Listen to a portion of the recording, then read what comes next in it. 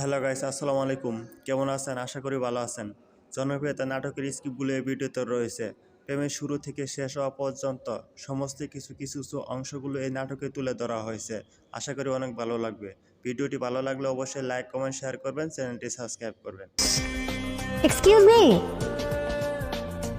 কি? অ্যাকচুয়ালি আমরা আজকে সকালে সব ফ্রেন্ডরা মিলে কক্সে আসি। দেন বাস থেকে নামার পর আমি একটু ওয়াশরুমে যাই। আমার ফ্রেন্ডরা আমাকে রেখে সব চলে যায়। এখন এখানে তো আমি কোনো মানুষও দেখতেছি না, প্লাস কোনো গাড়ি, তার উপর কোনো নেটওয়ার্কও নাই।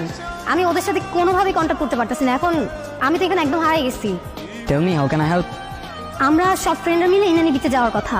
আমি শিওর আমার ফ্রেন্ডরা ওই বিচের আশেপাশেই আছে। এখন আমার সেখানে আপনাকে নিয়ে যেতে হবে। জি। আর সেটা আমি কেন করব? আপনার যত টাকা লাগে আমি আপনাকে দিব। ও কাম অন। আপনার কি মনে হয় এই পৃথিবীতে সব কিছু টাকা দিয়ে হয়ে যায়? মানে কিছু না। আচ্ছা চলুন, আমি নিয়ে যাচ্ছি, আমার কিচ্ছু লাগবে না। ওকে। আরে না, কিছু না। আচ্ছা, আপনি কিন্তু আপনার স্টোরিটার বললেন না। সত্যি কথা বলতে স্টোরিটা শেয়ার করতে আসছি। সময়টা ছিল তখন, আমি ক্লাস 8-9-এ পড়ি। বাবার বদলি হয়ে যায়, আমি এখানে চলে আসি। এখানে স্কুলে ভর্তি হই। প্রতিদিন স্কুলে যাওয়ার সময় ওই ছেলেটা একটা করে চিঠি রেখে যেত। প্রথম কয়েকদিন তো আমি কখনোই চিঠি নিতাম না, কিন্তু একদিন চিঠি না নিয়ে আর পারলাম না। এত সুন্দর করে কথাগুলো লিখতো। ইন্টারেস্টিং। আচ্ছা তারপর কি হলো? তারপর আর কি, ওর সাথে সাথে আমিও ওকে চিঠির উত্তর দিয়ে আসতাম। এরকম করেই কাটছিল। আমি ওকে না দেখেও ওর মায়ে পড়ে গিয়েছিল।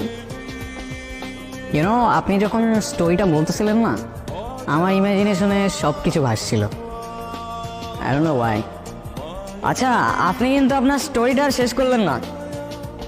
আমার স্টোরি বলে শেষ করা যাবে না, আর ওকে নিয়ে যতই বলি ততই কম হয়ে যাবে। আচ্ছা, তারপরও কেন যেন আপনাকে খুব বলতে ইচ্ছা করছে। লাইফ কিন্তু একটাই, যেটা ইচ্ছা করছে এখনই করে ফেলুন। তাই ওর সাথে আমার কমিউনিকেশন রাখাটা পসিবল ছিল না। আমি ওকে অনেক খুঁজেছি জানেন, কিন্তু পাইনি। আমার সবচেয়ে বড় আফসোসটা কি জানেন? কে?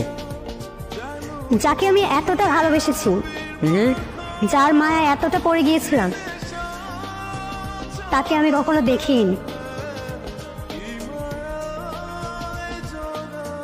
আপনার চোখে পানি কেন? কিছু না, এমনি। আপনি ওকে খুব ভালোবাসতেন তাই না? তাহলে ওই ছেলেটাকে বিয়ে করছেন যে?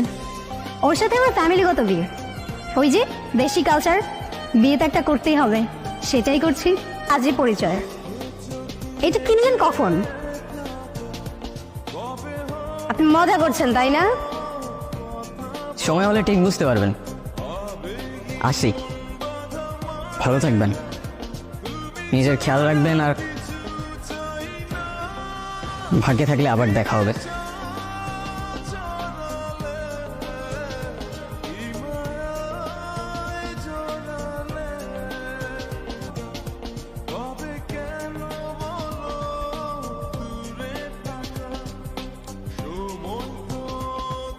নীরব?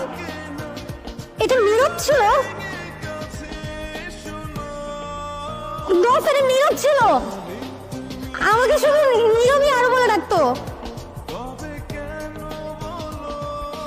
আমি কত খুঁজছি তোমাকে, কতবার খুঁজছি।